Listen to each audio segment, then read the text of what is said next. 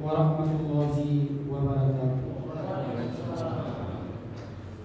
Innal hamdalillah nahmaduhu wa nasta'inuhu wa nastaghfiruh wa na'udzu billahi min shururi anfusina wa min sayyiati a'malina.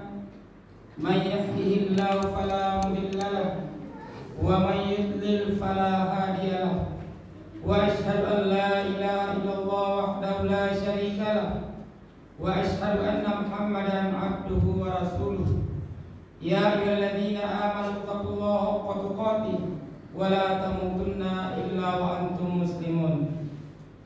Jamaah tahu yang dirahmati oleh Allah Subhanahu wa taala, marilah kita dalam hentinya mengucapkan puji syukur pada Allah Subhanahu wa taala, di mana sampai di malam hari ini kita masih berikan nikmat yang tak terhingga oleh Allah Subhanahu wa taala, baik itu berupa nikmat kesehatan, nikmat kesempatan, nikmat kekuatan, dan nikmat yang paling besar Allah berikan kepada kita adalah nikmat iman dan nikmat Islam, sehingga kita dapat bersama-sama berkumpul di tempat yang berbahagia ini dalam rangka untuk melaksanakan kewajiban kita sebagai seorang muslim, yaitu melaksanakan sholat isya secara berjamaah, dan insya Allah disusul dengan salat sunat tarawih dan ditutup dengan salat witir secara berjamaah.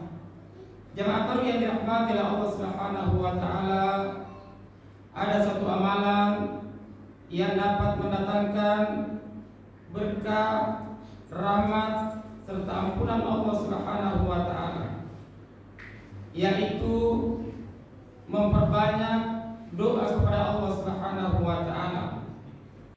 Untuk kali ini kami akan mengambil tema tentang teladan dalam berdoa. Banyak perkara dalam kehidupan kita yang mungkin tidak terlalu mendapatkan tempat atau bahkan tidak mendapatkan respon yang positif dari kita. Padahal perkara tersebut mungkin sederhana bagi kita, namun agung dan mulia di sisi Allah Subhanahu wa taala. Ya, itulah sebagian kenyataan yang ada, dan di antara hal yang sederhana untuk kita kerjakan, namun agung dan mulia di sisi Allah Subhanahu wa taala adalah berdoa kepadanya. Sungguh karena begitu agungnya dan mulianya berdoa, sampai Allah Subhanahu wa taala menjadikan di antara tanda kesombongan seorang manusia adalah ketika dia enggan dan malas untuk berdoa. Perhatikanlah firman Allah Subhanahu wa taala, wa qala rabbukum ud'uni astajib lakum innal ladzina yastakbiruna an ibadati sayadkhuluna jahannama dakhirin.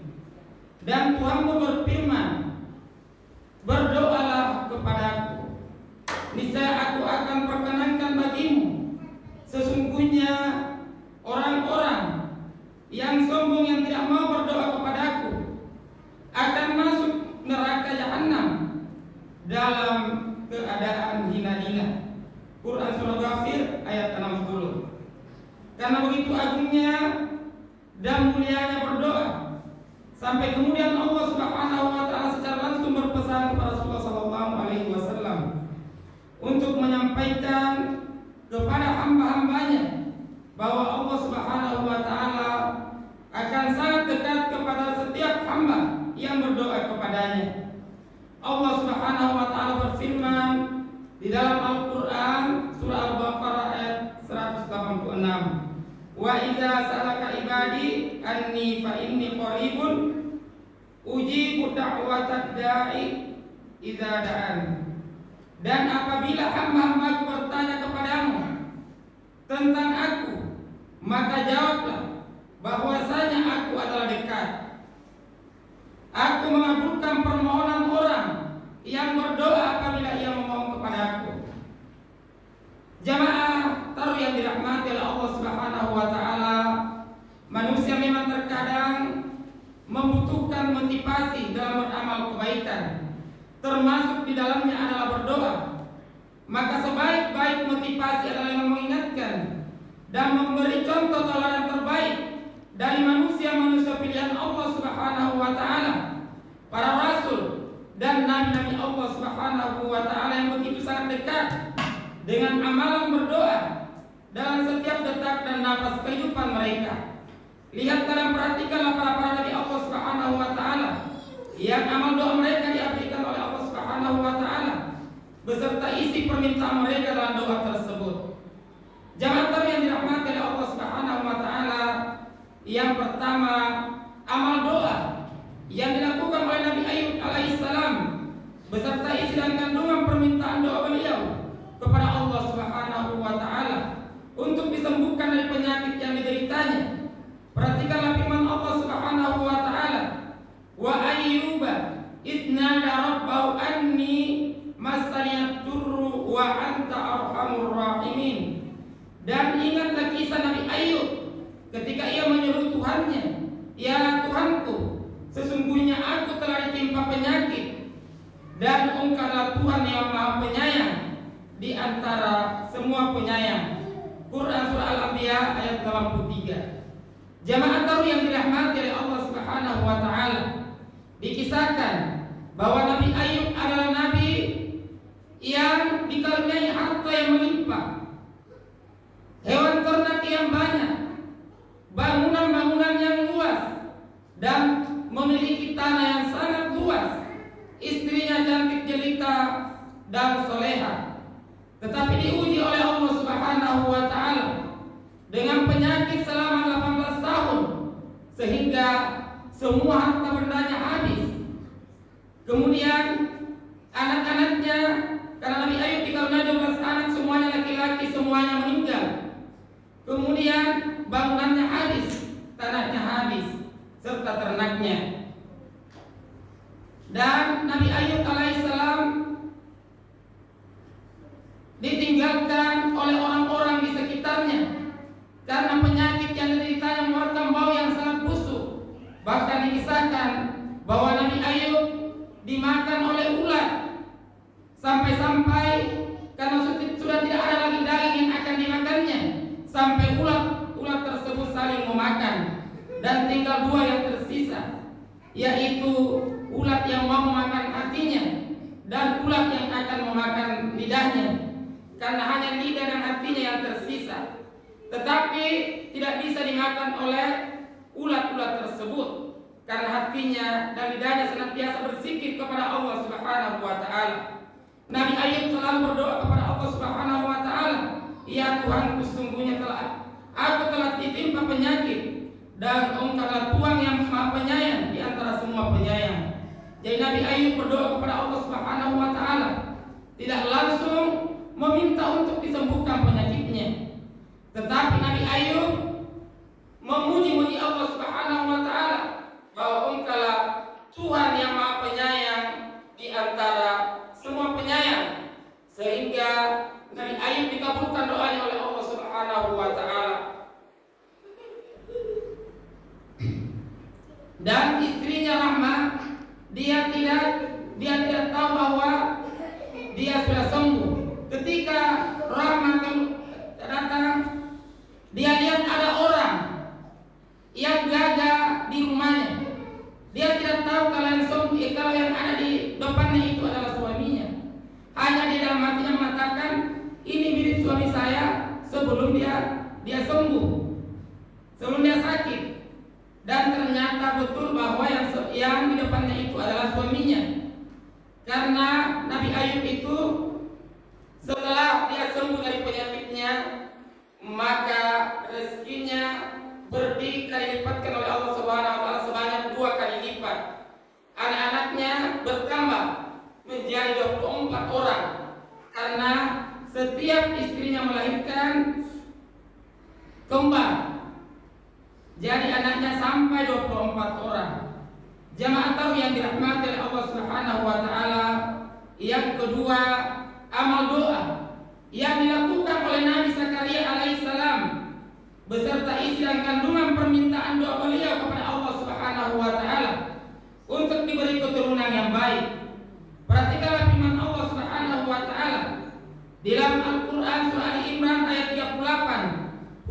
Hunalika da'a Zakaria Rabbahu qala rabbi habli min ladunka dzurriyyatan thayyibatan innaka sami'ud du'a.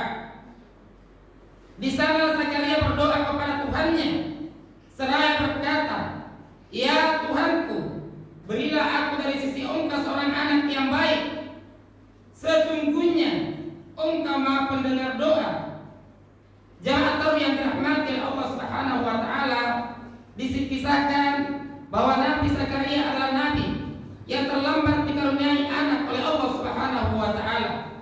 Ketika umurnya sudah lanjut usia, badannya sudah lemah, kepalanya sudah beruban, beliau meminta kepada Allah Subhanahu wa taala agar dikaruniai seorang anak yang soleh. Nabi Zakaria berdoa kepada Allah Subhanahu wa taala sehingga dikabulkan doanya. Diketahui bahwa Nabi Zakaria sebelum mempunyai anak, dia memelihara Maryam. Maryam itu ibunya Nabi Isa alaihissalam. Istrinya dicap oleh medis bahwa dia itu mandul, tidak mungkin akan mempunyai anak. Dan orang-orang di sekitarnya mengatakan, untuk apa berdoa? Tidak mungkin kamu akan dikaruniai seorang anak karena istrimu mandul, kamu sudah tua. Tetapi Nabi Zakaria tidak mendengarkan omongan-omongan orang. Dia hanya mengharap dari Allah Subhanahu wa taala. Dari permohonannya itulah Allah Subhanahu wa taala mengabulkan anak yang soleh, yaitu nabi yang bernama Yahya. Jadi anaknya Nabi Zakaria itu adalah Nabi Yahya. Jamaah tarwi yang dirahmati Allah Subhanahu wa taala, yang ketiga, amal doa yang dilakukan oleh Nabi Ibrahim alaihissalam beserta isi dan kandungan permintaan doa beliau kepada Allah Subhanahu wa taala untuk menjadikan kota Mekah sebagai kota yang aman serta diberi kemudahan rezeki untuk penduduknya. Perhatikanlah firman Allah Subhanahu wa taala dalam Al-Qur'an surah Al-Baqarah ayat 126.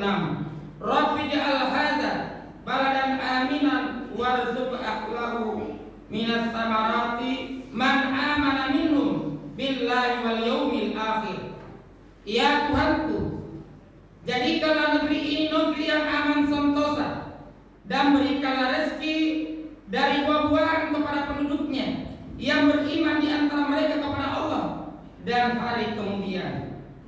Jamaah tahu yang dirahmati oleh Allah Subhanahu wa taala, doa ini bisa juga kita amalkan agar negeri kita ini menjadi negeri yang aman, sentosa dan diberikan rezeki dari buah-buahan.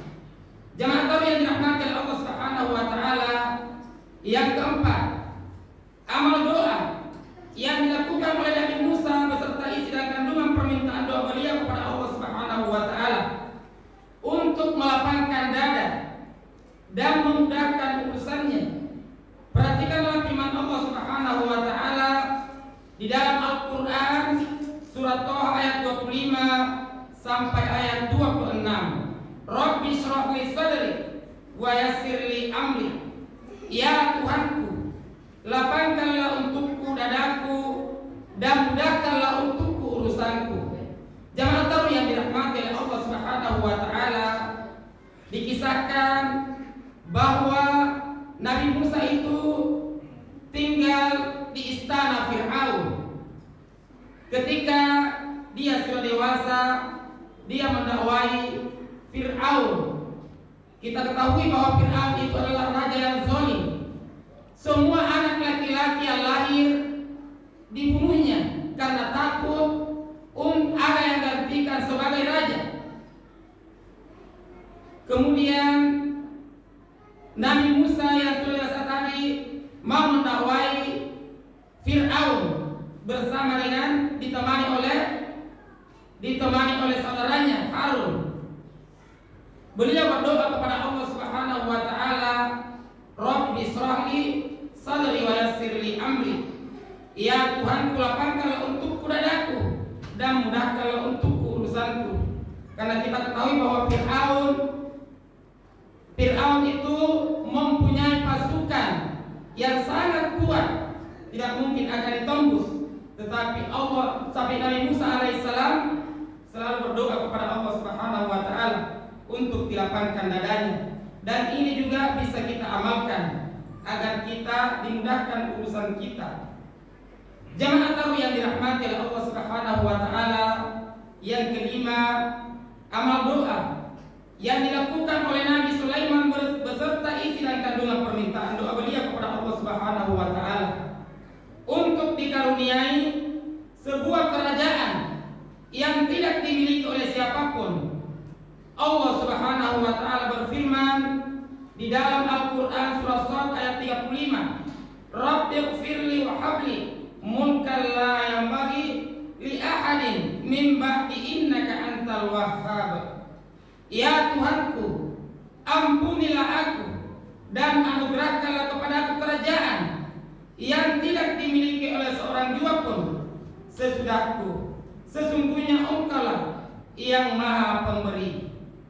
Jamaah tarawih yang dirahmati oleh Allah Subhanahu wa taala, demikian 5 contoh teladan dalam doa dari para nabi-nabi Allah Subhanahu wa taala yang semoga dapat memotivasi diri kita untuk tidak mengabaikan atau meremehkan kekuatan doa dalam menghadapi problematika atau tatanan hidup yang kita alami dan juga yang dialami oleh umat dan bangsa hari ini.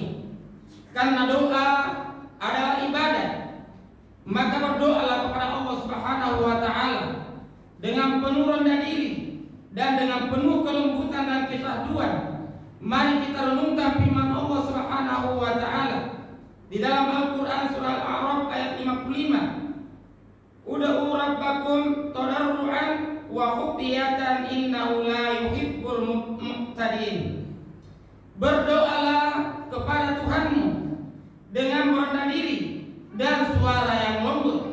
Sesungguhnya Allah tidak menyukai orang-orang yang melampaui batas.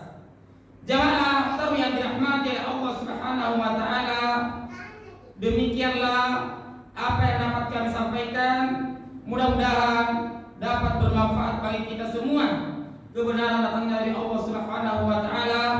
Adapun kekurangannya dari diri saya pribadi dan dari syaitan laknatullah alaih, dan kepadanya kami mohon maaf dan kepada Allah kami mohon ampun. Subhana rabbika rabbil izzati amma yasifun wa salamun alal mursalin alhamdulillahi rabbil alamin. Assalamualaikum